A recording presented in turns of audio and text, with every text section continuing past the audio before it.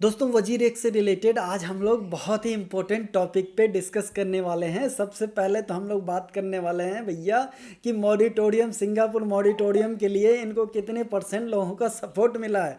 उसके बाद इन्होंने एफिडेविट 2 फाइल कर दिया है सिंगापुर कोर्ट में। एफिडेविट 1 में इन्होंने बताया था कि इनके पास टोटल 570 मिलियन का फंड था, लेकिन एफिडेविट 2 में ये बता रहे हैं कि इनके पास सिर्फ 546 मिलियन का फंड था। उसके बाद बात करें तो क्वाइन स्विच ने इनके खिलाफ लॉ सूट फाइल कर दिया इंडिया में। बहुत बढ़िया, वेरी नाइस। आपको पता होगा कि पिछले वीडियो में मैंने बताया भी था कि क्वाइन स्विच का भी फंड वजीर एक्स के ऊपर था। उसके बाद बात करें तो वजीर एक्स की हिस्ट्री में पहली बार इन्होंने फाइनेंशियल स्टेटमेंट रिलीज़ किया है, जिसमें इन्होंने बताया है कि इनके ऊपर 125 मिलियन का लोन है। अबे 125 है, अबे चूतिया ये क्या लिख दिया? 125 मिलियन नहीं होगा यार, 125 मिलियन ही है। अबे क्या बात कर रहा है? अबे सालों फिर ये रिफंड क्या करेंगे यूजर को? अबे साले सीधे बोल दे कुछ रिफंड नहीं आने वाला। दिमाग खराब हो करके रख दिया यार। तो दोस्तों मॉरिटोरियम की अगर हम बात करें तो इनके पास जो टोटल यूज़र हैं वो 4 मिलियन से ज़्यादा हैं, लेकिन अभी तक सिर्फ 431 लोगों ने इनको सपोर्ट किया है, जो कि होता है 0.01%। यानी इंडियन यूज़र बहुत समझदार हैं, बहुत अच्छा किया जो लोगों ने इनको सपोर्ट नहीं किया। अगर मॉरिटोरियम को सपोर्ट करते तो कोई भी फंड वापस नहीं आने वाला, लेकिन ये करंट कंडीशन है, आगे चल के लोग सपोर्ट कर सकते हैं। और जो इनको सपोर्ट चाहिए होगा यूज़र का, मोर देन 50% यूज़र का सपोर्ट चाहिए होगा। अभी तो 0.01% ही हुआ है। साथ में अगर हम लाइबिलिटी सपोर्ट की बात करें तो अभी तक 1.6% लाइबिलिटी सपोर्ट मिल चुका है। यानी कि जो यूज़र ने सपोर्ट किया उनके पास 1.6% फंड है। और फंड की बात करें तो इनको 75% फंड का सपोर्ट चाहिए होगा, जो बहुत मुश्किल लगता है। दोस्तों सिंगापुर मॉरिटोरियम को आपको किसी भी हाल में सपोर्ट नहीं करना। अगर आपने सपोर्ट किया तो आपको कोई भी फंड वापस नहीं आने वाला। उसकी वजह यह है कि सिंगापुर जो है pro friendly, business friendly country है, यूज़र फ्रेंडली कंट्री नहीं है।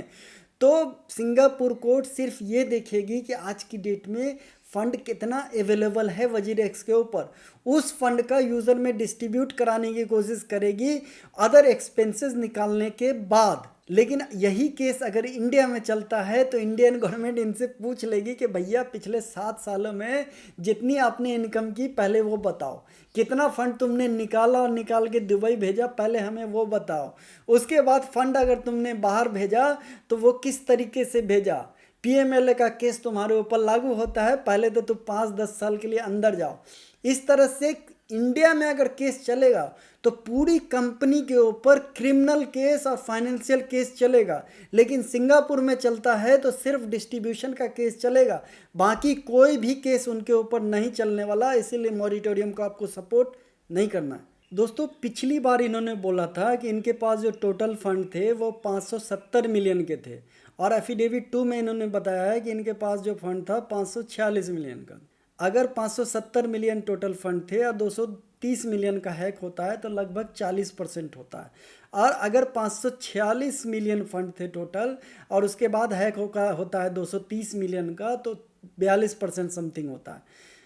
तो ये कैसे कह रहे हैं कि इनका जो फंड हैक हुआ है 45% हुआ है, 3% की कोई वैल्यू नहीं? क्या करोड़ों रुपए होते हैं ये 3%? दोस्तों ध्यान देने वाली बात यह है कि इनिशियल जो पहला ब्लॉग पब्लिश किया था इसमें भी इन्होंने सिर्फ 42% फंड की बात की थी। बाद में इन्होंने चेंज करके 45, इस पे इन्होंने एफिडेविट 2 में डिटेल में बता रखा है कि ये 570 मिलियन का झोल ये है कि पहले इन्होंने ना आईएनआर फंड को भी इंक्लूड कर दिया था, बाद में इन्होंने आईएनआर को एक्सक्लूड किया था।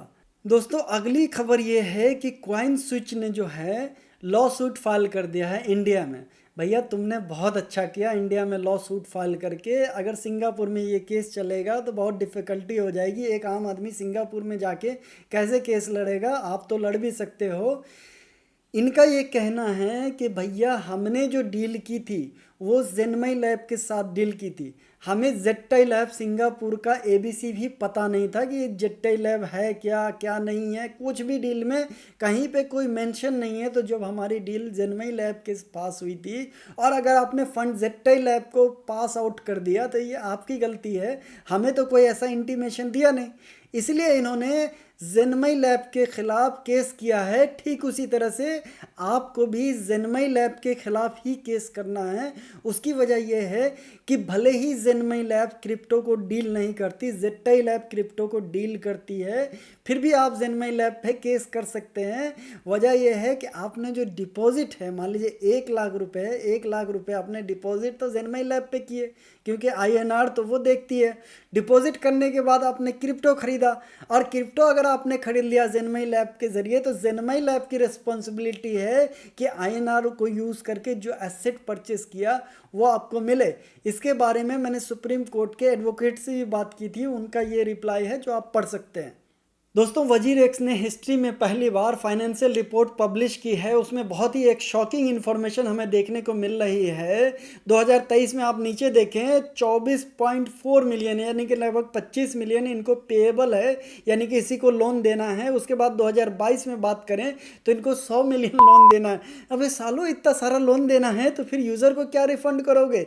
सबसे पहले तो 230 मिलियन आपका हैक हो गया, उसके बाद बात करें तो 12 मिलियन तुमने निकाल लिए, फिर पता चला फिर 24 मिलियन 1-1.5 साल केस चलेगा, फिर से निकाल लोगे। उसके बाद 125 मिलियन तुम जब दे दोगे तो फंड बचेगा 149 मिलियन, यानी कि सिर्फ 27% रिफंड करोगे। साला सीधे क्यों नहीं बोल देते कि सारा फंड डूब गया, आपको कुछ नहीं मिलने वाला यूज़र को।